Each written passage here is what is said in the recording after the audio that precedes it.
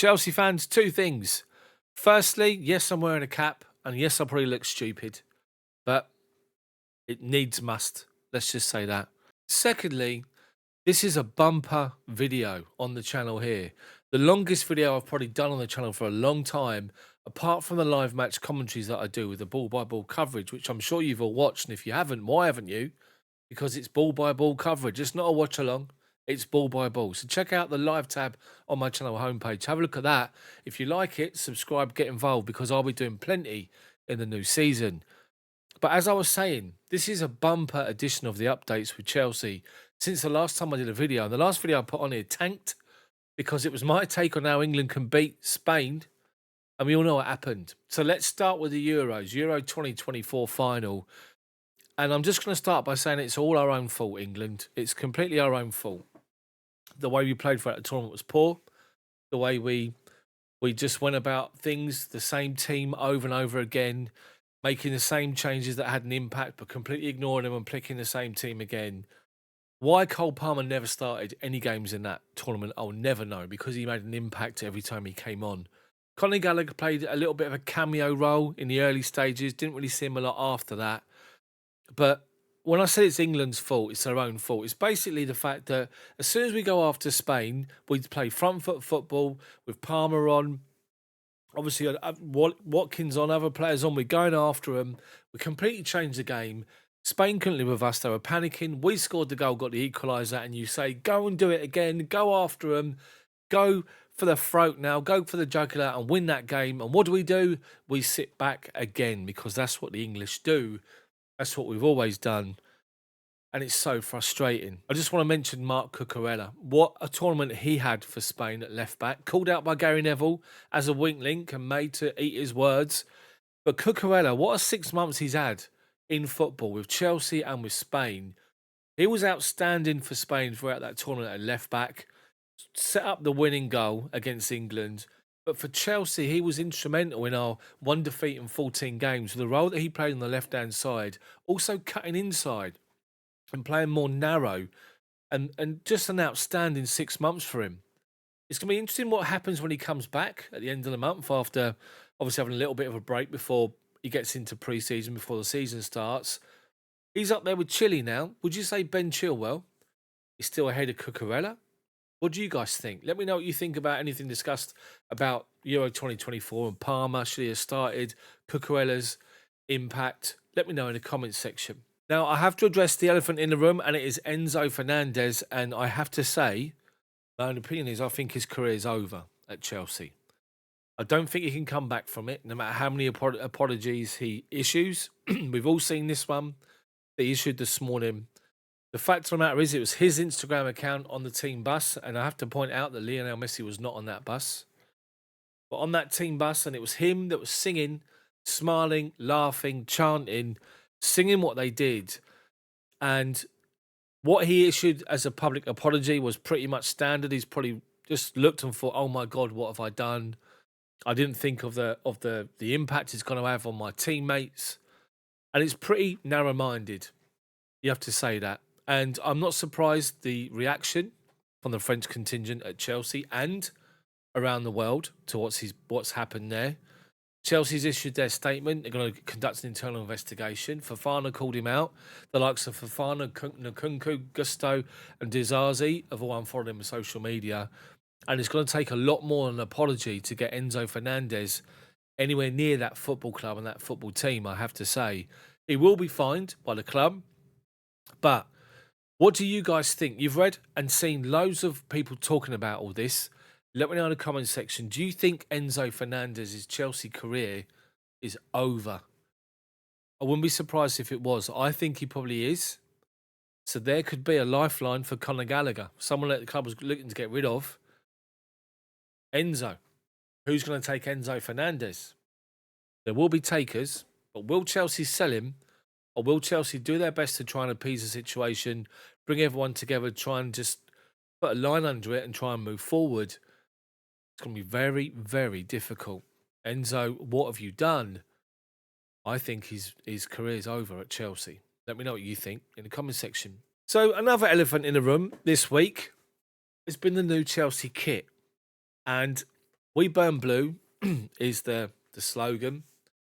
And I have to say that even though we saw it, the mock versions of it, when you sort of see it as this is the kit, and you think to yourself, people get paid money for doing this. People get paid money, mega money for designing these kits, and you look at them and think, what are you thinking?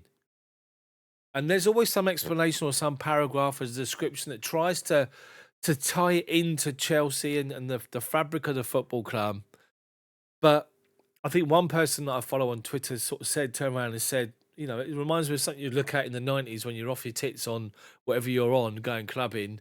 You come out completely high, look at it and think, whoa, and it's one of them, basically. And the reaction from Chelsea fans across the board hasn't been great.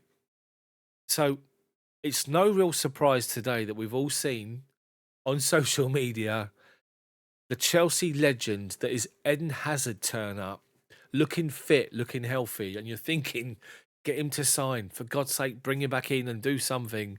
But Eden Hazard is there to sell the football kit with this image, as you can see, that's all over social media.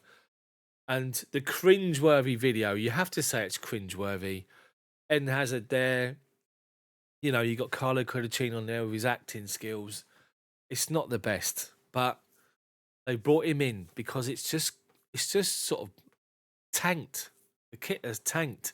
And again, you have to talk about the kit because the fact is that Chelsea haven't announced a front of shirt sponsor. So if you go on the Chelsea Megastore website to go and buy the kit, there's the disclaimer on top basically to say that if you buy the kit now and the front of shirt sponsor is going to be announced after the event, you can't have that put on for free. You got to pay for it extra. So it's just a nightmare scenario, the Chelsea kit. Let me know what you think about the kit itself in the comment section below.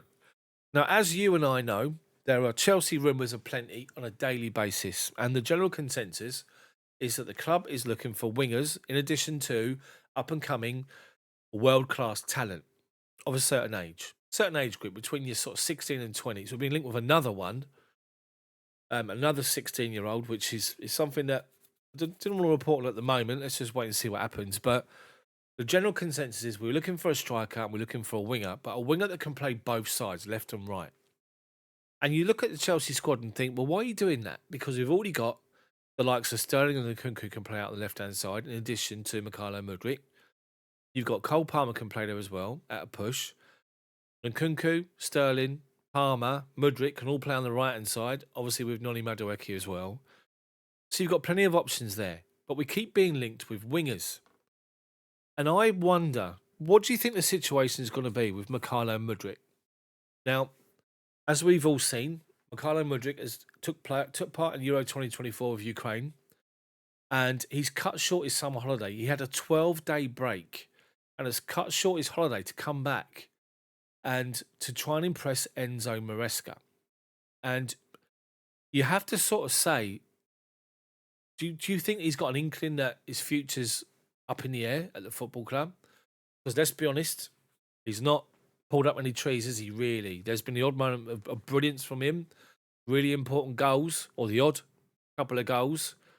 Apart from that, not a lot from someone that we got high hopes for. And again, because I always think that the fee got into his head, he's not playing instinctive football. I just think with Mykhailo Mudryk, there's been too much pressure on him.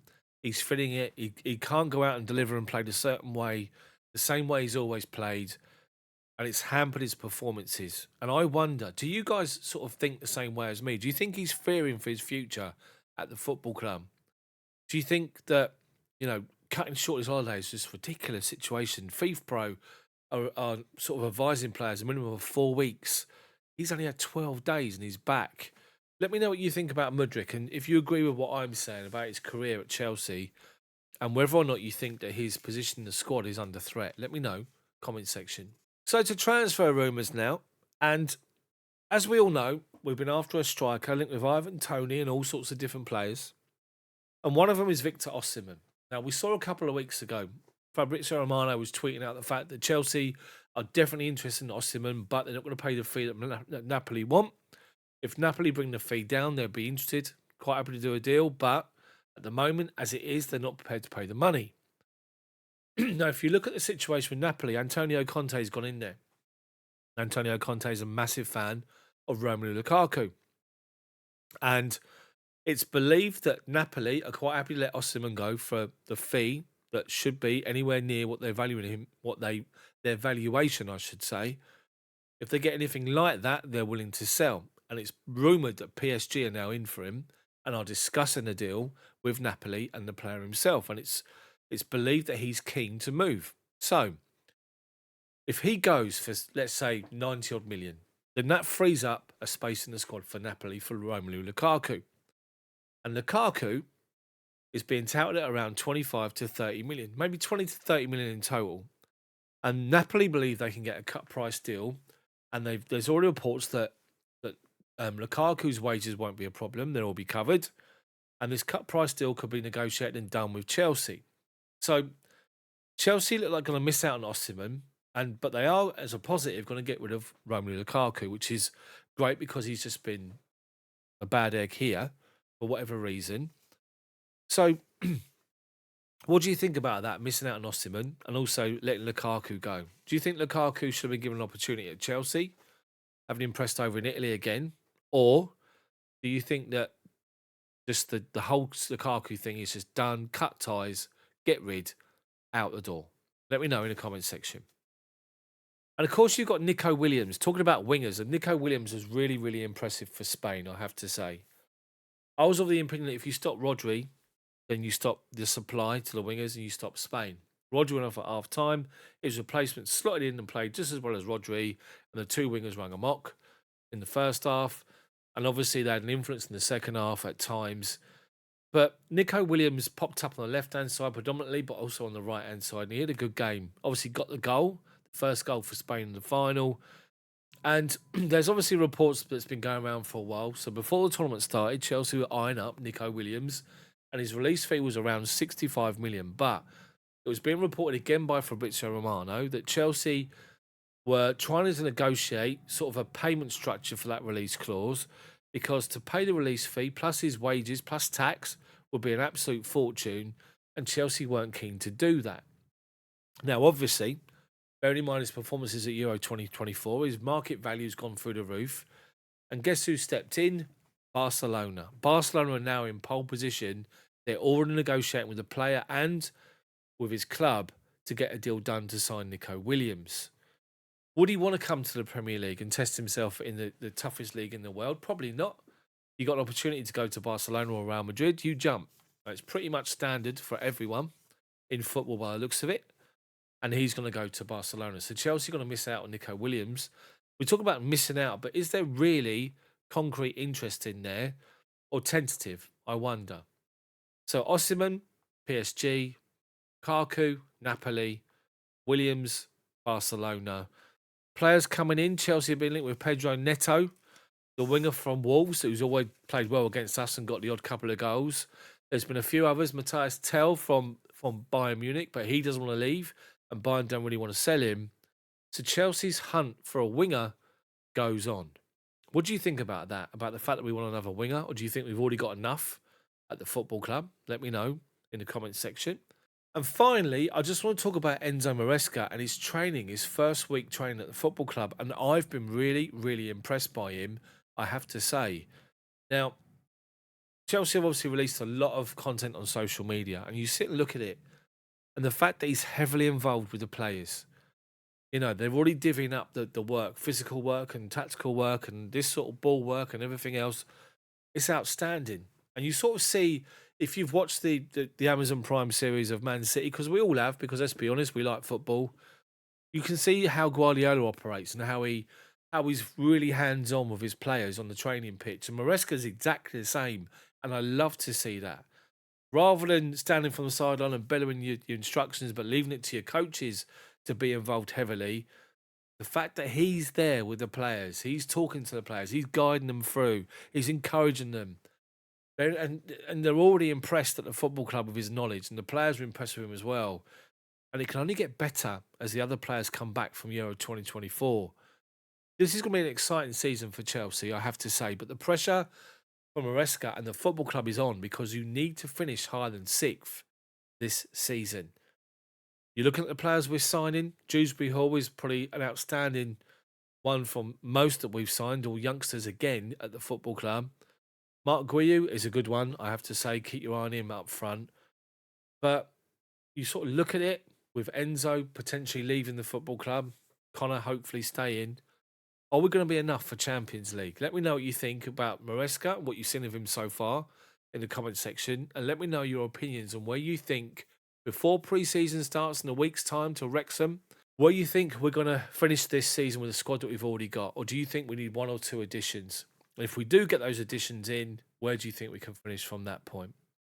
Thank you so much for watching this extended video on the channel. I really appreciate it. Thanks for sticking with me from start to finish. If you have, you're an absolute legend. And as I said, if you can just put all your comments in the comment section, drop a like on the video, which is great for me. Subscribe to the channel, but also hit that bell for notifications so you're notified when my videos come out. And I appreciate every single one of you. There'll be more videos here on the channel as we build up through pre-season and into the new season. Thank you so much for your support. Thanks for watching. Sorry about the cap. We move on. See you next time.